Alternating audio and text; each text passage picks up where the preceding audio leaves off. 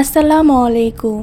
আজ আমি এক্সপ্লেন করতে যাচ্ছি 2019 সালে রিলিজ হওয়া একটি অসাধারণ মুভিটির নাম লো টাইড। এটি মূলত একটি অ্যাডভেঞ্চার থ্রিলার মুভি, যেখানে এমন তিনজন চোরকে দেখানো হয়েছে যারা কিনা চুরি করতে করতে এক পর্যায়ে পেয়ে যায় অনেক পুরনো একটি গুপ্তধনের সন্ধান, যেটা লুকানো আছে এক অজানা দ্বীপের মধ্যে, যে দ্বীপটিতে মূলত কেউই যায় না। এরপর তারা তিনজন বেরিয়ে পড়ে সেই অজানা গুপ্তধনের সন্ধানে, আর এরপরেই তাদের সঙ্গে ঘটতে থাকে নানা ধরনের রোমাঞ্চকর ঘটনা। তাহলে চলুন ঘুরে আসা যাক অজানা এক গুপ্তধন সন্ধানের গল্প থেকে। তো মুভির শুরুতে আমরা তিনজন ছেলেকে দেখতে পাই, যারা কিনা একটি তালাবদ্ধ বাড়ি থেকে টাকা পয়সা ও দামি জিনিসপত্র চুরি করছিল। তারা তিনজন পুরো বাড়িতে ঘুরে ঘুরে সেই বাড়িতে থাকা স্বর্ণ অলংকার চুরি করে তাদের বস্তায় ভরছিল।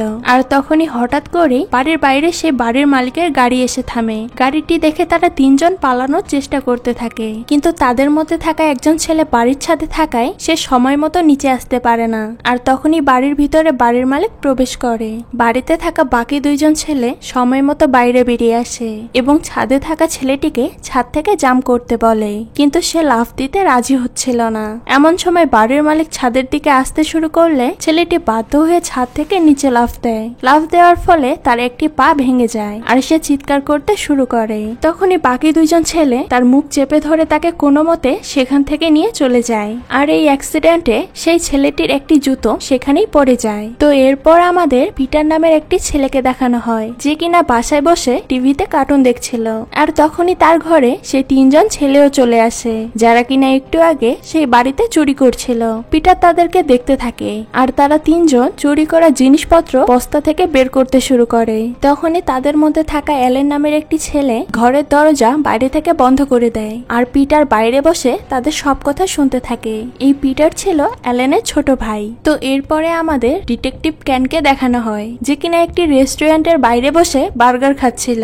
তখনই ডিটেকটিভ ক্যানের নজর পড়ে স্মিটির উপরে, যার পা ভাঙা ছিল, আর সেও রেস্টুরেন্টের দিকেই যাচ্ছিল। ক্যান স্মিটের ভাঙা পা দেখে তাকে নিয়েই ভাবতে থাকে। তো স্মিটি রেস্টুরেন্টে গিয়ে রেড ও অ্যালেন নামের দুটি ছেলের পাশে গিয়ে বসে। এরা সেই ছেলে ছিল যারা কিনা স্মিটির সাথে সেদিন চুরি করতে গিয়েছিল। তো রেড সেখানে থাকা একটি রেডিও অন করে সেটা শুনতে থাকে। এমন সময় সেখানে কয়েকজন ছেলে একটি গাড়ি নিয়ে চলে আসে, যাদের গাড়িতে অনেক জোরে গান বাজছিল।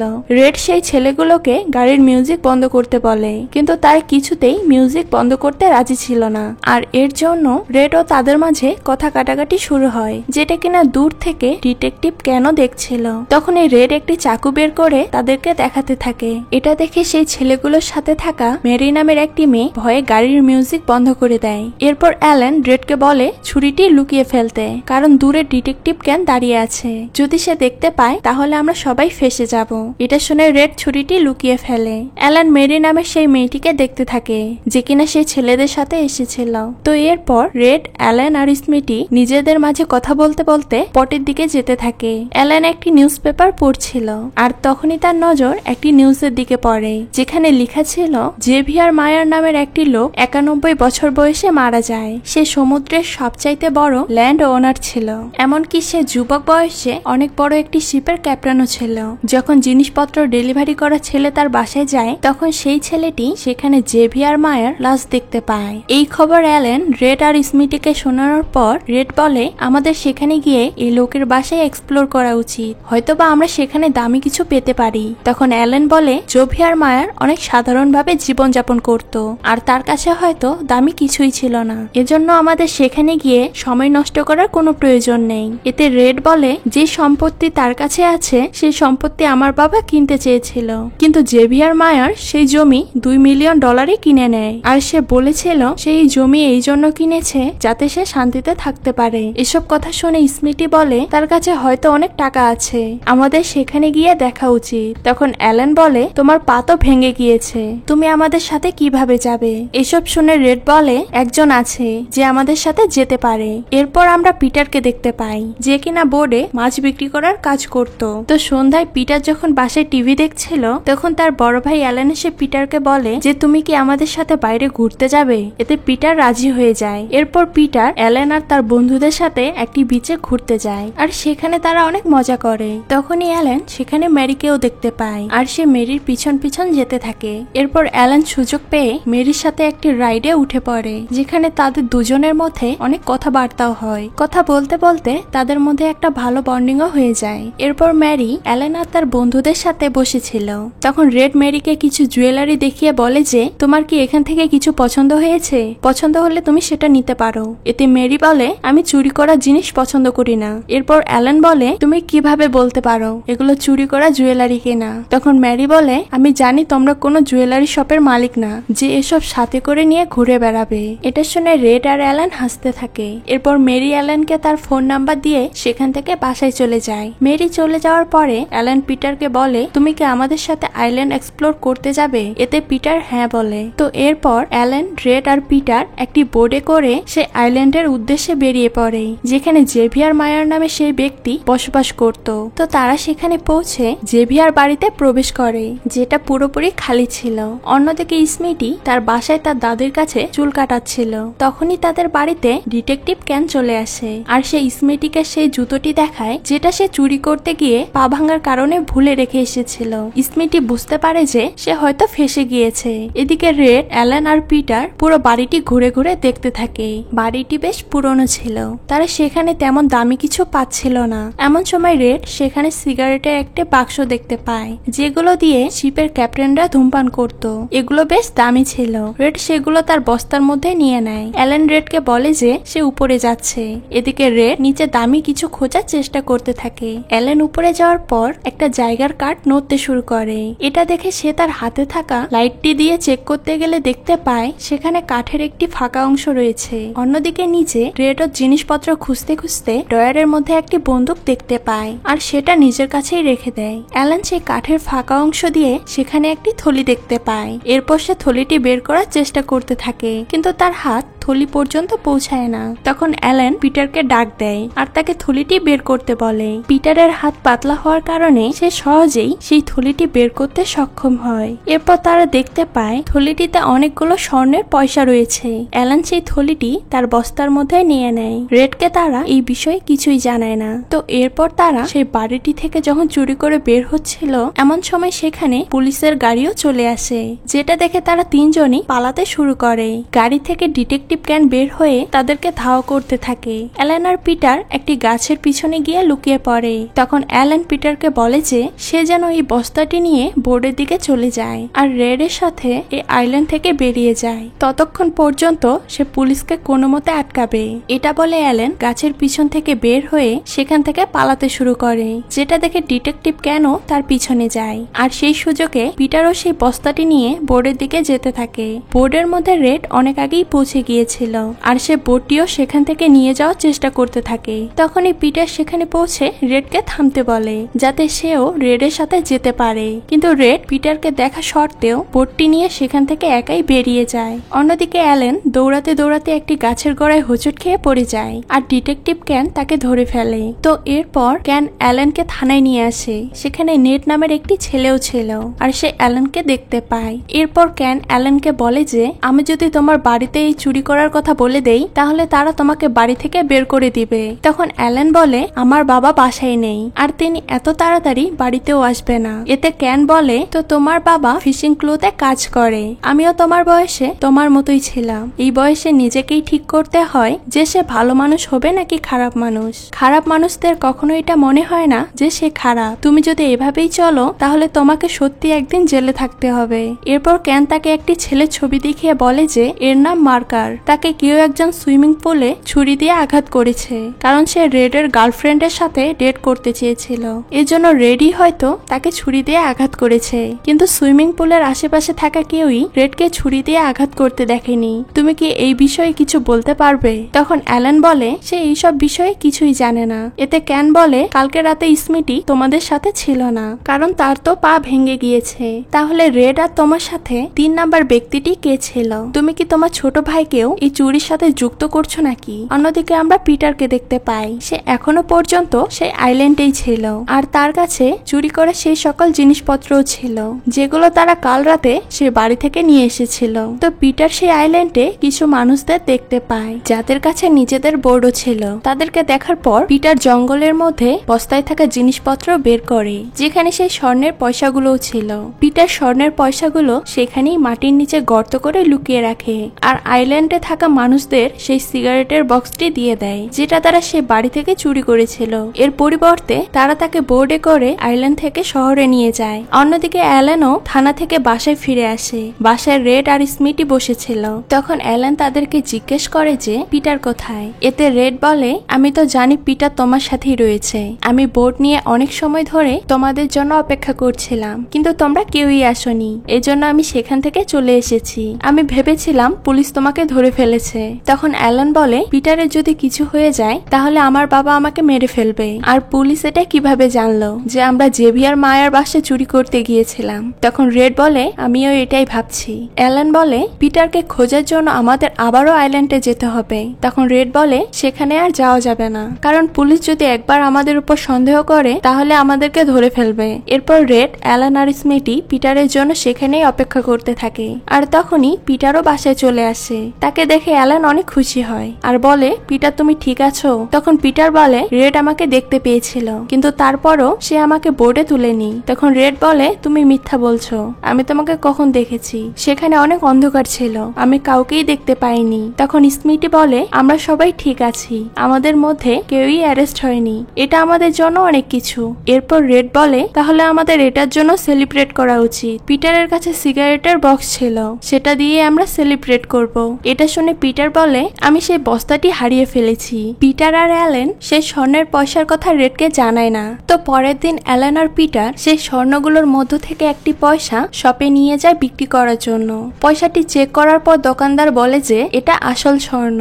অ্যালেন বলে তারা এই পয়সাটি বিক্রি করে কত টাকা পেতে পারে। এতে তিনি বলেন একটি স্বর্ণের পয়সার জন্য তিনি $1000 দিবেন। এটা শুনে অ্যালেন আর পিটার দুজনেই অনেক বেশি খুশি হয়ে যায়। আর দোকানদার সেই স্বর্ণের পয়সার বদলে তাদেরকে $1000 দিয়ে দেয়। তো এরপর অ্যালেন আর পিটার সেই টাকাগুলো ভাগ করে নেয়। আর তারা দুজনেই আবারও চলে যায় সেই আইল্যান্ডের উদ্দেশ্যে। যেখানে পৌঁছে পিটার সেই জায়গাটি খুঁজতে শুরু করে যেখানে সে স্বর্ণের থলিটি লুকিয়ে রেখেছিল। তখনই পিটার একটি গাছে ক্রস চিহ্ন দেখতে পায়, যেটা পিটারই বানিয়েছিল। তো তারা সেই গাছটির নিচে গিয়ে সেখানকার মাটি খুঁড়তে শুরু করে। আর কিছুক্ষণের মধ্যেই তারা সেই থলিটিও পেয়ে যায়। স্বর্ণগুলো দেখে অ্যালেন অনেক বেশি খুশি হয়ে যায়। এরপর পিটার বলে, আমাদের কাছে মোট 99টি স্বর্ণের পয়সা রয়েছে। একটা তো আমরা আগেই বিক্রি করেছি। কেউ যদি এই স্বর্ণের কথা জানতে পারে তাহলে অনেক ঝামেলা হতে পারে। এজন্য আমাদের কিছু মাস অপেক্ষা করতে হবে। কিছু মাস পর আমরা এই স্বর্ণগুলো বিক্রি করব। তো কিছুক্ষণ পর পিটার অন্যদিকে তাকালে সেই সুযোগে অ্যালেন সেখান থেকে 3টি পয়সা সরিয়ে ফেলে আর তার নিজের কাছে রেখে দেয়। এরপর তারা ঠিক করে যে তারা সেখান থেকে আপাতত কোনো পয়সা খরচ করবে না, নর্মাল জীবনযাপন করবে। তো বাসায় ফিরে অ্যালেন মেরিকে কল করে তার সাথে দেখা করতে বলে। এরপর সে চলে যায় সেই শপে আর সেখানে গিয়ে আইল্যান্ড থেকে নিয়ে আসা স্বর্ণের পয়সাগুলো বিক্রি করে। সে স্বর্ণের পয়সা বিক্রি করার পর যে টাকা পায় সেটা দিয়ে সে একটি সেকেন্ড হ্যান্ড গাড়ি কেনে। এরপর সে গাড়িটি নিয়ে রেস্টুরেন্টে চলে যায়, যেখানে সে ম্যারিকে তার সাথে দেখা করতে বলেছিল। তো রেস্টুরেন্টে স্মিটিও বসেছিল। স্মিটি অ্যালেনকে জিজ্ঞেস করে যে এটা কার গাড়ি। এতে অ্যালেন বলে, এটা আমার গাড়ি, আমি কিছুক্ষণ আগেই এটা কিনেছি। তো এরপর স্মিটি বলে যে রেড মেরিকে তেমন একটা পছন্দ করে না, কারণ রেডের মনে হয় সেদিন আইল্যান্ডে যাওয়ার বিষয়টি ম্যারি হয়তো পুলিশকে জানিয়েছিল। এই জন্য পুলিশ আইল্যান্ডের মতো একটি জায়গায় তোমাকে ধরেছিল। তখন অ্যালেন বলে, মেরি এটা কখনোই করতে পারে না। এতে স্মিটি বলে, আমিও এটা শিওর বলছি না, হয়তো এটা হতেও পারে। এতে অ্যালেন বলে, এটাও তো হতে পারে যে পুলিশ তোমার জুতাটি পেয়ে গিয়েছে আর তোমাকে ধরতে বাসায়ও চলে এসেছিল। তখন তুমি পুলিশের সাথে ডিল করে আমাদের আইল্যান্ডে যাওয়ার বিষয়টি বলে দিয়েছো। এতে স্মিটি কিছুটা ঘাবড়ে যায়। তো এমন সময় সেখানে মেরিও চলে আসে আর অ্যালেন তার সাথে সেখান থেকে যেতে শুরু করে। তখন এই রেস্টুরেন্টে থাকা নেট নামের সেই ছেলেটি অ্যালেনের কাছে খাবারের জন্য কিছু টাকা চায়, কিন্তু অ্যালেন তাকে ইগনোর করে মেরিকে নিয়ে সেখান থেকে চলে যায়। এতে নেট রেগে গিয়ে বলে যে এটা কিভাবে হতে পারে, সেই দিন আমরা দুজনেই জেলে ছিলাম, কিন্তু জেল থেকে বের হয়ে অ্যালেন গাড়িও কিনে ফেলেছে আর আমি খাবারের জন্য রাস্তায় রাস্তায় এখনো ঘুরছি। এই কথাগুলো সেখানে বসে থাকা স্মিটিও শুনতে পায়। অন্যদিকে অ্যালেন মেরিকে নিয়ে বোর্ডে চলে যায়, যেখানে পিটার মাছ বিক্রি করার কাজ করত। তো মেরি পিটারের সাথে দেখা করার পর ফিশিং পোর্টে চলে যায়। তখন পিটার অ্যালেনকে বলে যে তুমি কি পাগল হয়ে গিয়েছো? স্বর্ণের পয়সাগুলো বিক্রি করে তুমি গাড়িও কিনে ফেলেছো।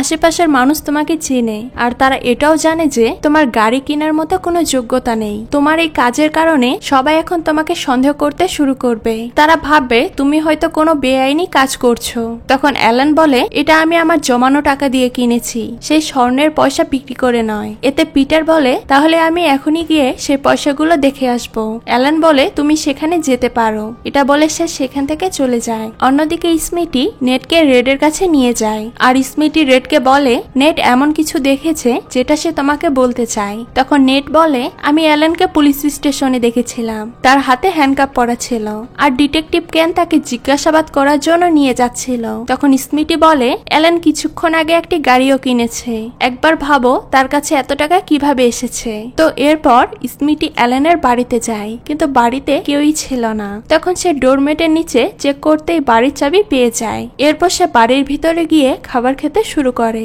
এমন সময় তার নজর পড়ে একটি জায়গার ওপর, যেখানে একটি ম্যাপ আর একটি স্বর্ণের পয়সা রাখা ছিল। স্মিটি ম্যাপটি দেখতে থাকে। এমন সময় বাড়িতে পিটারও চলে আসে। স্মিটি পিটারকে বলে যে আমি এই ম্যাপটি বোঝার চেষ্টা করছি, আর আমি এটার সাথে একটি স্বর্ণের পয়সাও পেয়েছি, যেটা হয়তো বেশ দামি হবে। রেডও হয়তো এখানেই আসছে। রেড এই ম্যাপ আর স্বর্ণের পয়সার কথা শুনলে বেশ খুশি হবে। তুমি হয়তো জানো রেড মার্গার নামের একটি ছেলের সাথে কি করেছিল। সে তাকে সুইমিং পুলে গিয়ে ছুরি দিয়ে আঘাত করেছিল, কারণ সে মিথ্যা কথা মোটেও পছন্দ করে না। আমি ভাবছি তোমার কি হবে যখন রেড এই ম্যাপটি আর স্বর্ণের কথা জানতে পারবে। এমন সময় সেখানে অ্যালানও চলে আসে। স্মিটি অ্যালানকে বলে যে আমাকেও স্বর্ণের ভাগ দিতে হবে, না হলে আমি রেডকে সব সত্যি কথা বলে দিব। এতে অ্যালান বলে স্বর্ণগুলো আমরা 3 ভাগে ভাগ করব, এখন এই ম্যাপটি আমাকে দিয়ে দাও। তখন স্মিটি বলে 3 ভাগ না, আমার সেখান থেকে পুরো অর্ধেক ভাগ লাগবে। তখনই পিটার বাইরে দেখতে পায় রেড বাড়ির দিকেই আসছে। এটা দেখে অ্যালান স্মিটিকে বলে যে ঠিক আছে, অর্ধেক ভাগ তুমিই নিও, কিন্তু এখন এই ম্যাপটি আমাকে দিয়ে দাও। স্মিটি অ্যালানকে ম্যাপটি দিয়ে দেয়। এরপর রেড বাসায় আসে আর দেখতে পায় পিটার, অ্যালান আর স্মিটি চুপচাপ বসে রয়েছে। রেড বলে আমার জন্য নাকি একটা সারপ্রাইজ রয়েছে, কেউ কি বলবে সেই সারপ্রাইজটি কি? তখন অ্যালান বলে আমি এই কাজ ছেড়ে দিতে চাই, আমি আর চুরি করতে চাই না, এটাতে অনেক রিস্ক রয়েছে, এটার জন্য আমরা জেলেও যেতে পারি। তখন রেড বলে তাহলে এটাই সারপ্রাইজ ছিল?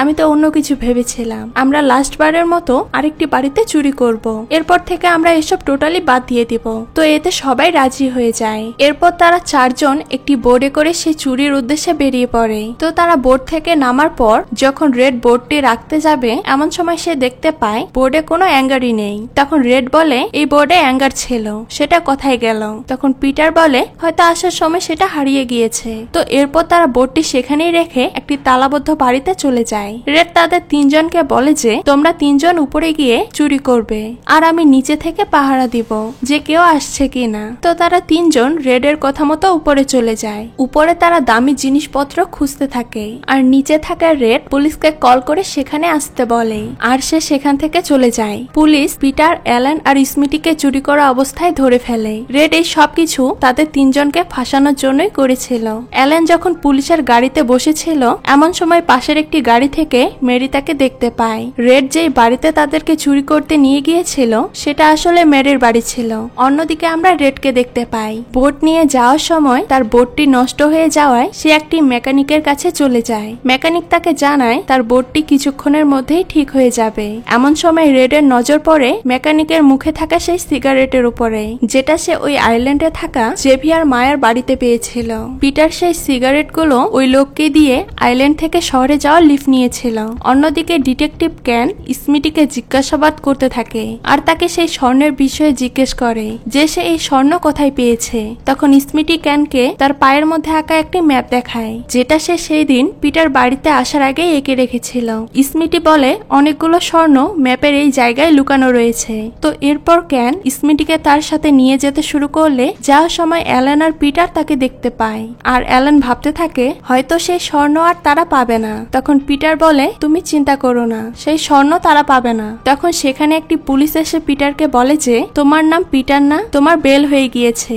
এরপর পিটার যেখানে কাজ করত সেখানকার মালিক আসে আর বলে আমি একজনেরই বেল করতে পেরেছি, কারণ আমার কাছে 2 জনকে বের করার মতো টাকা নেই। তোমাদের কাছে কি এমন কিছু আছে যেটা দিয়ে আমি 2 জনকেই বের করতে পারবো? তখন অ্যালান বলে আমার একটি গাড়ি রয়েছে যেটা রেস্টুরেন্টের বাইরে রাখা আছে, সেটা বিক্রি করলে আপনি আমাদের বের করতে পারবেন। অন্যদিকে স্মিটি ক্যানকে সে আইল্যান্ডে নিয়ে যায়, আর স্বর্ণ যেখানে লুকানো আছে সেই জায়গাটি খুঁজতে শুরু করে। স্মিটি ক্যানকে বলে সেই জায়গাটি আশেপাশেই রয়েছে। এতে ক্যান বলে তুমি তো বলেছিলে সেই স্বর্ণগুলো তুমি লুকিয়ে রেখেছো, কিন্তু এখন তুমি ঠিক বলতে পারছো না। স্মিটি বলে, আমি স্বর্ণগুলো লুকিয়ে রাখিনি, কিন্তু আমি সেই জায়গাটি চিনতে পারবো। এটা শুনে ক্যান রেগে গিয়ে সেখান থেকে যেতে শুরু করে। আর তখনই স্মিটি একটি গাছে সেই চিহ্ন দেখতে পায়। তো এরপর তারা সেই গাছের নিচে স্বর্ণগুলো খুঁজতে শুরু করে, কিন্তু তারা সেখানে কিছুই পায় না। এতে ক্যান আরো বেশি রেগে গিয়ে স্মিটিকে নিয়ে সেখান থেকে চলে যায়। আর এই সবকিছুই দূর থেকে রেড দেখছিল। সে স্মিটির সব কথা শুনে ফেলে। অন্যদিকে জেল থেকে বের হওয়ার পর পিটার দৌড়ে তার বোর্ডের দিকে যেতে থাকে, কিন্তু সে সেখানে গিয়ে তার বোর্ডটি কোথাও খুঁজে পায় না। এতে পিটার বুঝে যায় যে নিশ্চয়ই তার বোর্ডটি রেড তার সাথে করে নিয়ে গিয়েছে। তো এরপর পিটার সেই মেকানিকের কাছে চলে যায় যার কাছে বোর্ড ছিল। পিটার তাকে বলে যে সে আইল্যান্ডে যাবে, এর পরিবর্তে সে তাকে কিছু টাকা দেয়। তো টাকাটি নিয়ে সেই লোকটি পিটারকে সে আইল্যান্ডে রেখে আসে।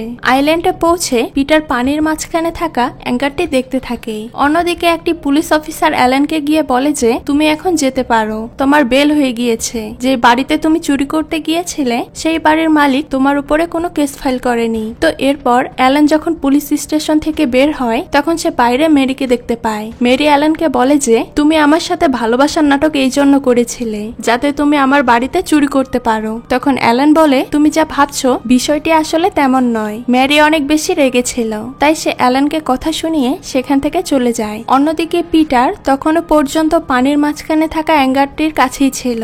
পানির স্রোত কমে যাওয়ায় সে অ্যাঙ্গারটি উপরে উঠে আসে। তো পিটার সে অ্যাঙ্গারের চেনটি গর্ত করে বাইরে বের করার চেষ্টা করতে থাকে। এমন সময় সেখানে অ্যালেনও চলে আসে আর সে বলে তাহলে তুমি সেখান থেকে স্বর্ণগুলো সরিয়ে ফেলেছিলে। এতে পিটার বলে আমি যদি স্বর্ণগুলো না সরিয়ে ফেলতাম তাহলে সেগুলো তুমি সব খরচ করে ফেলতে। তো এরপর তারা দুজনে মিলে সেই চেনটি বের করার চেষ্টা করতে থাকে। চেনটির সাথে পিটার একটি বক্স বেঁধে রেখেছিল যার ভিতরে সেই স্বর্ণের পয়সাগুলো রাখা ছিল। তো তারা অনেকক্ষণ যাবৎ চেষ্টা করার পর অবশেষে সেই বক্সটি বের করতে সক্ষম হয়। এরপর অ্যালেন পিটারকে বলে সে বোর্ডটি কোথায় রয়েছে। এতে পিটার বলে বোর্ডটি সেখানে ছিল না, তাই আমি অন্য বোর্ডে করে এখানে এসেছি। আর তখনই তারা সেখানে কারো একজনের আওয়াজ শুনতে পায়। এতে তারা পিছনে ঘুরে তাকাতেই সেখানে রেডকে দেখতে পায়। রেড তাদের আগেই পিটারের বোর্ডটি নিয়ে আইল্যান্ডে চলে এসেছিল। রেডের হাতে একটি বন্দুক ছিল আর সে বলে তাহলে তোমরা স্বর্ণগুলো এইখানে লুকিয়ে রেখেছিলে, সব স্বর্ণ আমাকে দিয়ে দাও। রেডের হাতে বন্দুক দেখে অ্যালেন সেই বক্সটি রেডের দিকে ছুড়ে দেয় আর রেড বক্সে থাকা স্বর্ণের পয়সাগুলো দেখতে থাকে। এই সুযোগেই অ্যালেন রেডের উপরে হামলা করে। রেডও তার দিকে গুলি ছুড়ে, কিন্তু অ্যালেনের আঘাতে তার বন্দুকটি নিচে পড়ে যায়। বন্দুক থেকে বের হওয়া গুলি পিটারের মুখে গিয়ে লাগে। এরপর অ্যালেন ও রেডের মধ্যে অনেক ফাইট হয়। রেড অ্যালেনকে পানিতে ডুবিয়ে মারার চেষ্টা করতে থাকে। এমন সময় পিটারেরও জ্ঞান ফিরে আসে আর তার পাশে পড়ে থাকা বন্দুকটি দিয়ে সে রেডকে সেখানেই মেরে ফেলে। তো এরপর অ্যালেন আর পিটার সেই স্বর্ণের বক্সটি নিজেদের কাছেই রেখে দেয় আর তারা দুজন রেডের বডি সমুদ্রের মাঝখানে নিয়ে গিয়ে পানির মধ্যে ফেলে দেয়। অ্যালেন আর পিটার কেউই খুশি ছিল না, কারণ তাদের হাতে একজন ব্যক্তি মারা গিয়েছে। আর এই দৃশ্যটির মধ্য দিয়েই এই মুভিটি এখানেই শেষ হয়ে যায়। তো এই মুভিটি আপনাদের কাছে কেমন লেগেছে সেটা কিন্তু অবশ্যই কমেন্ট করে জানাবেন। আজকে এই পর্যন্তই, দেখা হচ্ছে নতুন কোনো ভিডিওতে। সেই পর্যন্ত সবাই ভালো থাকবেন। আল্লাহ হাফেজ।